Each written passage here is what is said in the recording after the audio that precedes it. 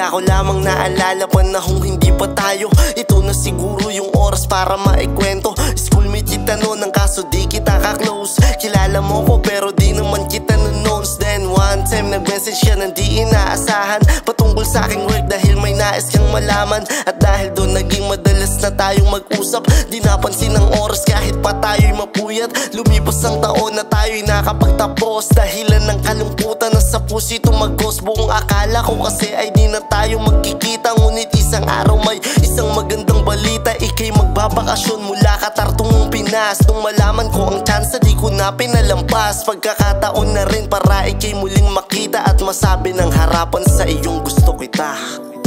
Sabay tayong tatanda,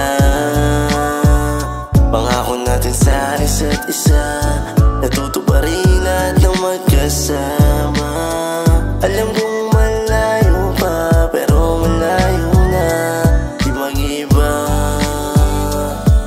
'Cause you are my one and only. At hindi rin nagtagal, nakuha mo ang tamis mong oo. Salamat at nagtiwala ka't sinagot mo ko. Kaso di rin nagtagal, pagiging malayo mo sa'kin. Sa trabaho'y umalis, sinundan dyan ng makapiling. Ako ay nag-ipon, nagsikap para sa'yo, para nang sa ganun ako'y mapagmalaki mo. At higit pa dun para maiharap ka sa dampana. Kaya kahit anong pagod ay hindi na alintana. Nung ayos na lahat, nilakasan ko ang loob. Dala-dala sing-sing at sa harap mo lumuhod. Taong 2008 nung tayo'y ikasal. Sobrang saya ng puso, ganito pala magmahal.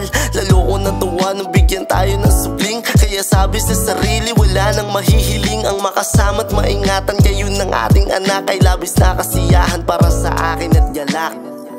Sabay tayong tatanda,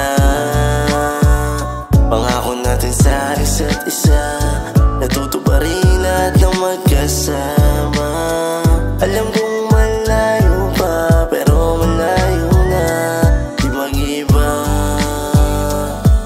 'Cause you are my one and only. Wala na akong ibang mahihiling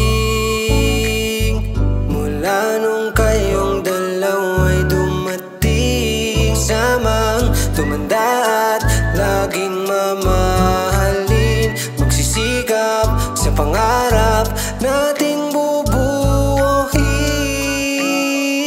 Sabay tayong tatanda, pangako natin sa isa't isa,